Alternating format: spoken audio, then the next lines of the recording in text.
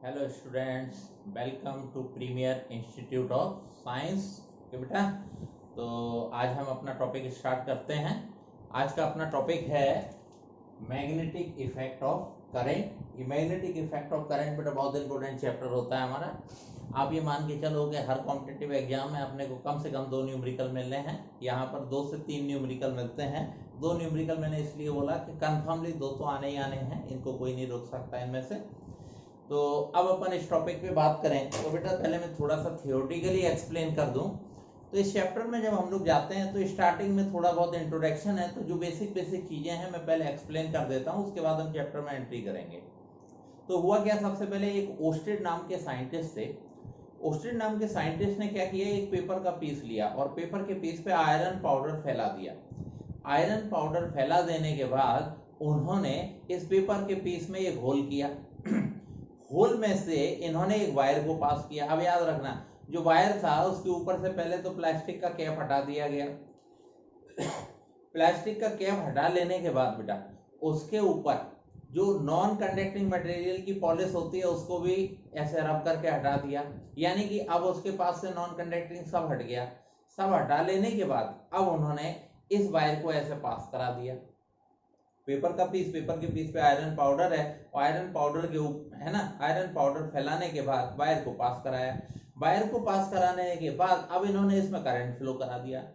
तो उसने प्रैक्टिकली देखा कि जब हम इसमें करंट फ्लो कराते हैं तो जो आयरन पाउडर चारों तरफ फैला हुआ था वो वायर के पास कलेक्ट होने लगता है।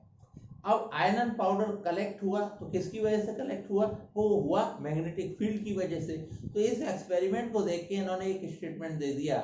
इन्होंने बता दिया या इन्होंने बोल दिया कि whenever current is flowing through a conducting wire then a magnetic field is produced around it is known as magnetic effect of current. ठीक है, तो रियल में मैग्नेटिक इफेक्ट ऑफ करंट क्या है और कैसे डेवलप हुआ सबको क्लियर हो गया। ठीक है, तो एक करंट कैरिंग वायर के चारों तरफ क्या डेवलप हुआ, मैग्नेटिक फील्ड। उस मैग्नेटिक फील्ड की वजह से आयरन पाउडर कलेक्ट हो गया।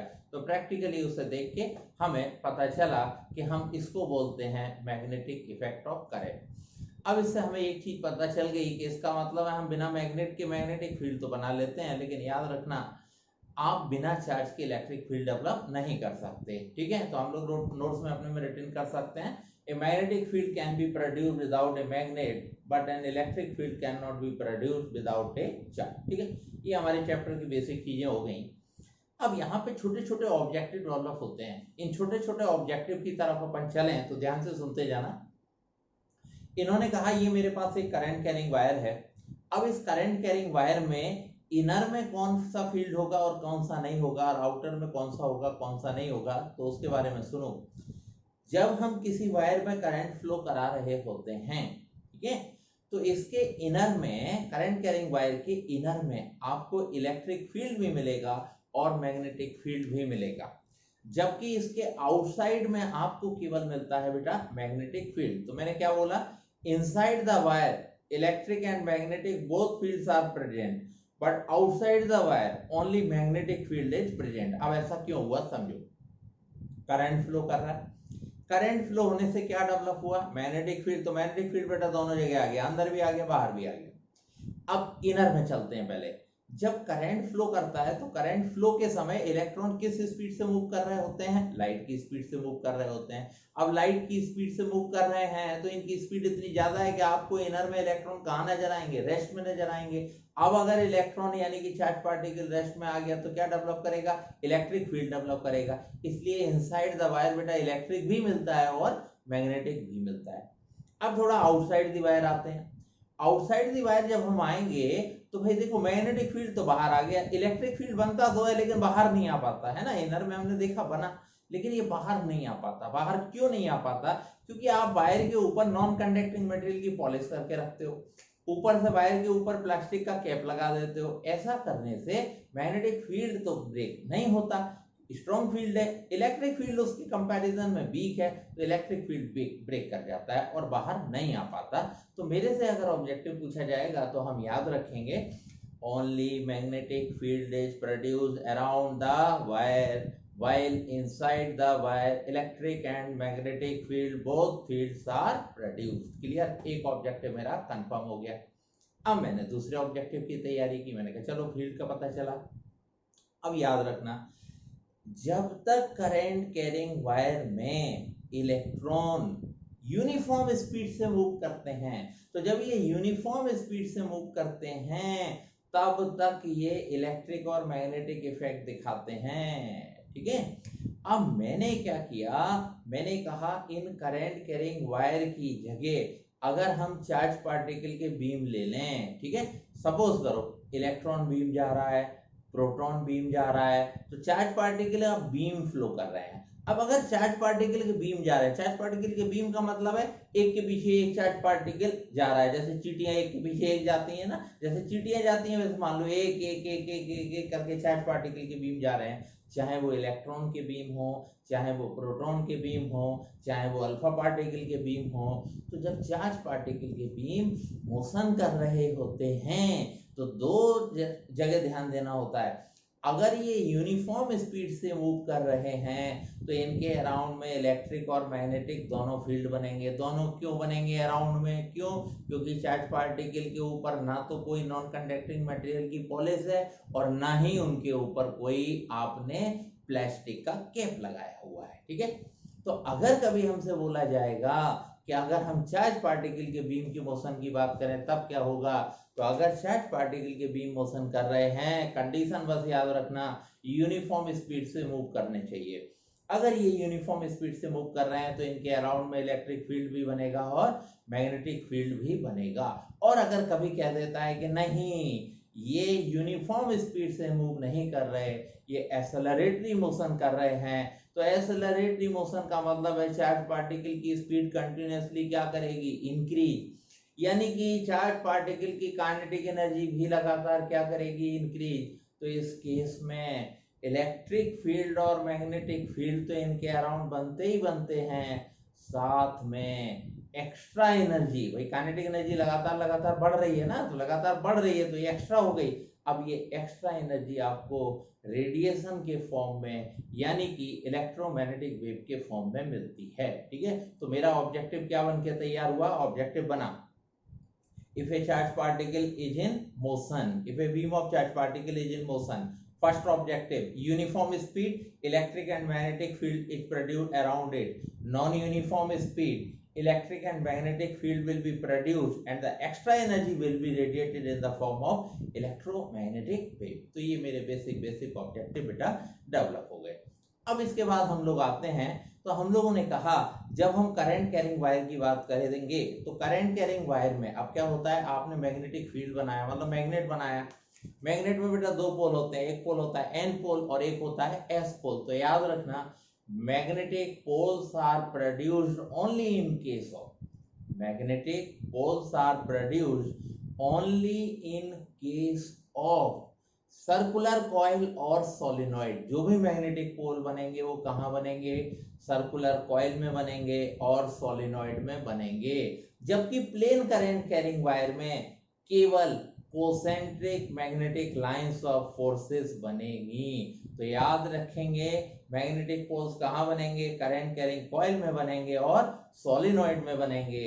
जबकि प्लेन करंट कैरिंग वायर में कोई पोल डेवलप नहीं होगा, केवल क्या बनेंगे, concentric magnetic lines of forces. Concentric magnetic lines of forces कैसी, जैसे किसी तालाब में एक पत्थर फेंक दो, जहां पत्थर गिरता है वहां से लगातार वेव्स डेवलप होती है ना, वही है आपकी कौन, concentric magnetic lines of forces. ठीक है, तो बेटा मैग्नेटिक पोल्स के बारे में भी मैंने क्लियर कर दिया। ठीक है, अब इनको क्लियर करने के बाद हम थोड़ा सा आगे आते हैं। अब मैंने कहा कि जैसे मैग्नेटिक पोल्स बन रहे थे तो मैग्नेटिक पोल्स बनेंगे तो फील्ड कहाँ होगा ये मेरे को देखना है। तो पहले मैंने क्या किया, मैंने एक कॉइल ली और कॉइल में करंट फ्लो करा दिया।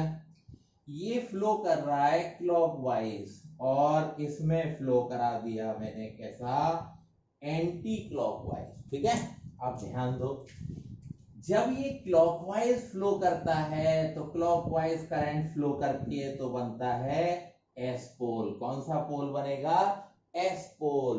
और एस पोल का मतलब हुआ, देखो कैसे निकालना है, राइट हैंड थंब रूल, ये उंगलियां करंट की डायरेक्शन में घुमाइए तो थंब कहाँ जाएगा, फील्ड में जाएगा। ये मैंने ऐसे घुमाया करंट की डायरेक्शन में थंब, अब ये थंब है ना, ये करंट की डायरेक्शन में सॉरी उंगलियां घुमानी है, थंब कहाँ जाएगा, फील्ड में। तो अगर मेरे को डायरेक्शन लिखनी होगी तो हम क्या बोलेंगे, हम बोलेंगे intensity of magnetic field B is perpendicular to plane of paper. भाई ये मेरा पेपर है ना, तो ऐसे करके जब जाएगा तो प्लेन ऑफ पेपर के कैसा हुआ, perpendicular, perpendicular to plane of paper. और ये कहाँ जा रहा है, इनवर्स, वो भी कैसा, वर्टिकली, है ना, perpendicular to plane of papers comma vertically, vertically inverse. ठीक है, सबको समझ में आ गया। डायरेक्शन ऑफ करंट गिवन रहेगा, right hand thumb rule apply कर देंगे। कैसे, उंगलियों को मूव कराना है करंट की डायरेक्शन में, थंब रिप्रेजेंट करेगा किसको, फील्ड की डायरेक्शन को। तो इस समय ये कैसा आ रहा है, इस समय ये आ रहा है अभी perpendicular to plane of paper. ठीक है, अब ये perpendicular to plane of paper आ गया। अब इसको कैसे रिप्रेजेंट करेंगे, इसको सर्किल के अंदर क्रॉस से रिप्रेजेंट करते हैं। ठीक है, तो डायरेक्शन बनी बीच perpendicular to plane of paper, vertically inverse. अब ये वर्टिकली इनवर्स जाएगा तो वर्टिकली इनवर्स को सर्किल के अंदर क्रॉस से रिप्रेजेंट करेंगे। अब यहाँ देखो एंटी क्लॉकवाइज, तो ये एंटी क्लॉकवाइज है बेटा, तो एंटी क्लॉकवाइज में बनता है मेरे पास क्या, एन पोल। कैसे, देखो करंट की डायरेक्शन में उंगलियां घुमाई, थंब कहाँ आ गया, आउटसाइड। तो मैं क्या बोलूंगा, intensity of magnetic field is perpendicular to plane of paper. ठीक है, और कहाँ होगा, ये होगा वर्टिकली आउटवर्ड्स। ठीक है, आप वर्टिकली आउटवर्ड्स को कैसे दिखाएंगे, तो सर्किल के अंदर डॉट लगाकर हम किसको दिखाएंगे, वर्टिकली आउटवर्ड्स को दिखाएंगे। चलो बेटा, अब ये सारी चीजें क्लियर हो गई है ना। तो हमारा अब रियल में मतलब अपनी एनसीईआरटी के अकॉर्डिंग सिलेबस अब स्टार्ट होगा। ठीक है, ये बेसिक इंफॉर्मेशन थी, चैप्टर कहता है कि ये इंफॉर्मेशन आपके पास होनी चाहिए तब आप चैप्टर को समझ सकते हैं। ठीक है, तो पहले मैंने बेसिक इंफॉर्मेशन कंप्लीट की, अब हम बेटा चैप्टर में एंट्री कर। ये मैंने इनको हटा दिया, मेरी बेसिक इंफॉर्मेशन कंप्लीट। अब मैं एनसीईआरटी के अकॉर्डिंग चैप्टर में एंट्री कर रहा हूं। जैसे हम चैप्टर में एंट्री करते हैं सबसे पहले हमें मिलता है बायो-सेवर्ट लॉ, बायोट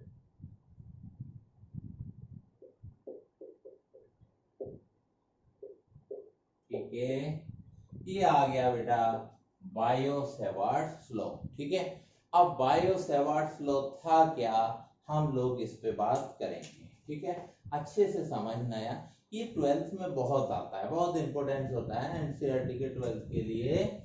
तो मैंने क्या किया, ये तो बायो-सेवर्ट ने किया था, ये एक करंट कैरिंग इन्होंने वायर लिया। ठीक है, बायो-सेवर्ट ने एक करंट कैरिंग वायर लिया, करंट कैरिंग वायर है तो मैंने दिखा दिया भाई इसमें आई करंट फ्लो कर रही है।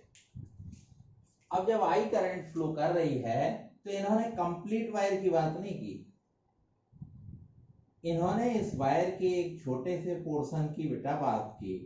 तो इस वायर का एक छोटा सा पोर्शन, अब छोटे पोर्शन को हम क्या बोलेंगे, करंट कैरिंग एलिमेंट बेटा। तो ये मैंने थोड़ा डार्क कलर से दिखा दिया कि हमें कंप्लीट पे बात नहीं करनी है, हमें इस छोटे से पोर्शन पे बात करनी है। तो इस छोटे से पोर्शन का लेंथ बना डीएल, जरूरत पड़ेगी तो इंटीग्रेट करके डीएल को एल में कन्वर्ट कर लिया जाएगा। तो ये जो छोटा सा पोर्शन है ये लेंथ इस डीएल।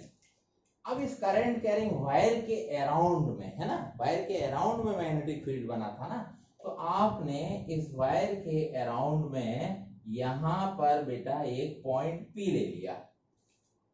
मान लीजिए इस पॉइंट पी पर मेरे को मैग्नेटिक फील्ड फाइंड करना है। अब ये पॉइंट पी, ठीक है, इस करंट कैरिंग एलिमेंट से एंगल फॉर्म कर रहा है कितना, थीटा। तो मेरे को फाइंड करना है कि इस पॉइंट पर कितना फील्ड डेवलप होगा। तो बायो-सैवर्ट ने हम लोगों को बताया था, ठीक है, यहाँ डेरिवेशन कुछ नहीं है, डायरेक्ट आया। उन्होंने बताया कि इस पॉइंट पी पर जो मैग्नेटिक फील्ड प्रोड्यूस होगा वो डायरेक्टली प्रोपोर्शनल टू करंट होगा,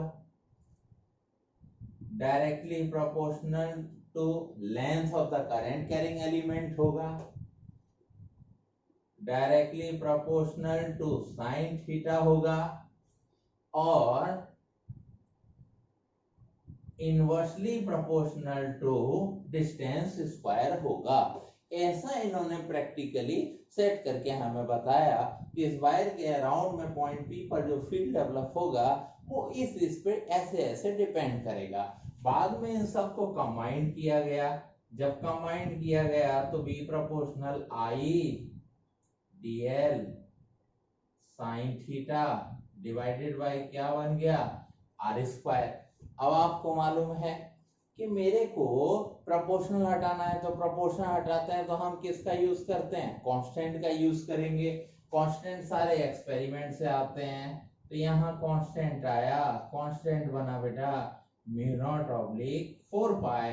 तो अब ये बना कौन, आई D L sine theta bye कौन, आर स्क्वायर। तो ये आ गया पॉइंट पी पर डेवलप होने वाला मैग्नेटिक फील्ड, ठीक है। तो इन्होंने बताया कि इस करंट कैरिंग एलिमेंट की वजह से पॉइंट पी पर जो फील्ड डेवलप होगा, इसके अराउंड में कहीं भी पॉइंट ले सकते हैं, उसका वैल्यू क्या होगा, उसका वैल्यू है mu naught oblique 4 pi I D L sine theta by R square, ठीक है बेटा। अब देखो मैं आपको कुछ चीजें यहाँ पे बता दूं। ये जो म्यू नॉट ऑब्लिक 4 पाई है, इसका जब कभी आप सीजीएस में वैल्यू निकालेंगे तो सीजीएस सिस्टम में बेटा वैल्यू 1 आता है इसका, ठीक है। न्यूमेरिकल करते समय ध्यान रखना है, सीजीएस सिस्टम में म्यू नॉट ऑब्लिक 4 पाई का वैल्यू कितना, 1। लेकिन आपको जनरली न्यूमेरिकल करने होते हैं किसमें, एमकेएस में, मतलब एसआई सिस्टम में। तो एसआई सिस्टम में इसका वैल्यू कितना है, 10 टू पावर -7। तो ये तो न्यूमेरिकल की बात हो गई, ये मैंने आपको वैल्यू दे दी। अच्छा, अब इंटेंसिटी ऑफ मैग्नेटिक फील्ड जो है इसका सीजीएस यूनिट होता है गॉस, और एमकेएस या एसआई यूनिट होता है टेस्ला। तो मेरे को काम टेस्ला में करना है, तो मैंने यहां लिख दिया क्या, टेस्ला, ठीक है। ये आ गया मेरे पास टेस्ला। अब देखो, अब मेरे को जब न्यूमेरिकल करने होंगे तो हमें गॉस में अगर मान लो सीजीएस में दिया जाता है तो मैं यहाँ 1 पुट करूंगा, जनरली आपको एमकेएस में दिए जाएंगे। तो आप क्या करना, 10 टू पावर -7 किसकी जगह, म्यू नॉट ऑब्लिक 4 पाई की जगह पुट कर लेना। आई का वैल्यू, डीएल का वैल्यू, साइन थीटा का वैल्यू, आर स्क्वायर का वैल्यू पुट किया, आंसर आ गए। यहाँ के न्यूमेरिकल में कोई तकलीफ नहीं होने वाली, ठीक है। बस मेरी बात एक ध्यान से सुनना, एक न्यूमेरिकल आपको यही समझने की जरूरत है। क्या, देखो, अगर कभी भी ये पॉइंट इस वायर की एक्सिस पे आ जाएगा, ये पॉइंट कहाँ आ जाएगा, वायर की एक्सिस पे। अगर ये पॉइंट वायर की एक्सिस पे आया तो थीटा का वैल्यू क्या होगा, 0। अगर थीटा का वैल्यू 0 तो साइन 0 क्या होगा, 0। तो मैग्नेटिक फील्ड कितना बनेगा, 0। इसका मतलब है आपको याद रखना पड़ेगा कि आप जब भी मैग्नेटिक फील्ड निकालेंगे उस समय आप निकालेंगे अराउंड द वायर, कभी भी वायर के ऊपर नहीं निकालेंगे, क्योंकि अगर पॉइंट वायर की एक्सिस पे आ गया तो ऑटोमेटिक मैग्नेटिक फील्ड क्या हो जाता है, 0। क्योंकि यहाँ रखोगे भैया तो थीटा 0 हो जाएगा, और जैसे ही 0 यहाँ पुट किया साइन 0, सब कुछ क्या होगा, 0। इतनी चीजें ध्यान में रखे जब हम न्यूमेरिकल बनाएंगे तो कोई प्रॉब्लम आने वाली नहीं है, ठीक है। अब मैंने देखा कि यहाँ हमसे और भी छोटी छोटी चीजें पूछी गई, ठीक है, चलते हैं। इन्होंने कहा कि मेरे को ये intensity of magnetic field vector form में चाहिए। भाई इस समय डायरेक्शन है ना, डायरेक्शन कैसे निकलेगी, तो मैं बता रहा हूँ। डायरेक्शन निकालने के लिए इंटेंसिटी ऑफ मैग्नेटिक फील्ड का डायरेक्शन निकालेंगे हम राइट हैंड पाम रूल से। राइट हैंड पाम रूल क्या होता है, थंब ऐसे करो और ये ऐसे, है ना। अब ये पाम बन गया ना, हथेली बन गई, करंट की डायरेक्शन में थंब, उंगलियां पॉइंट की तरफ। तो ये जो हथेली जहां प्रेस कर रही है वो किसको बताता है? वो बताता है इंटेंसिटी ऑफ मैग्नेटिक फील्ड को। ठीक है, ऐसे करके दिखाऊं मैं, करंट की डायरेक्शन में थंब, उंगलियां पॉइंट की तरफ, तो ये बनता है फील्ड। समझ गए? ये बना फील्ड। ठीक, तो अब मैंने यहां पे अप्लाई किया तो देखना मेरी बात, ये रहा करंट, ये रहा पॉइंट, ये गया फील्ड। तो करंट, पॉइंट और फील्ड तीनों एक दूसरे के कैसे हैं? परपेंडिकुलर। ठीक है, याद रखना, ये तीनों एक दूसरे के परपेंडिकुलर होते हैं। अब मैं आपसे बात कर रहा था कि वेक्टर फॉर्म की, तो मैं वेक्टर फॉर्म में आता हूं भाई। तो v vector is equal to mu naught oblique 4 pi, mu naught oblique 4 pi. ठीक है, अब वेक्टर फॉर्म में ट्रांसफर कर रहा हूं मैं इसको, आई को अपनी जगह रहने देना और क्या करना बेटा, डीएल वेक्टर लेना।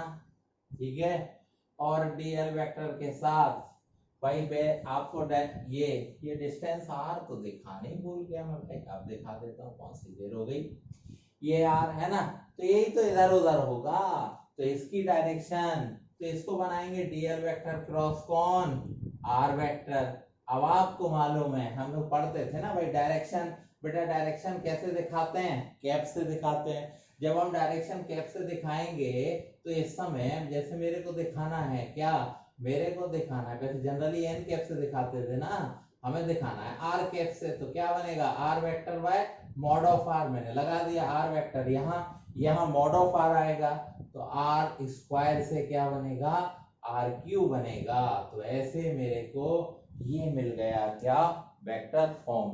मेरे से कई बार एग्जाम में पूछा गया है, इसलिए मैंने कहा ये भी मैं बता देता हूँ। ठीक है, तो अभी बायो-सावर्ट लॉ में हम लोग को क्या मिला, magnetic field produce around the wire का फॉर्मूला कितना, mu naught oblique 4 pi I DL sine theta by R square. CGS में बात होगी तो म्यू नॉट ऑब्लिक 4 पाई कितना करना है, 1।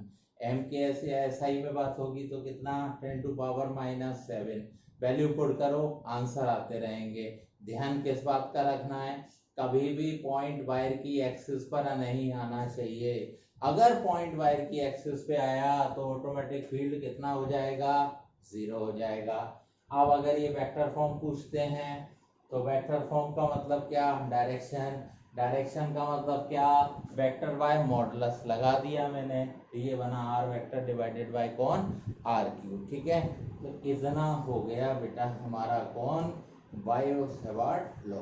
अब हम इसके न्यूमेरिकल पे प्रैक्टिस करेंगे।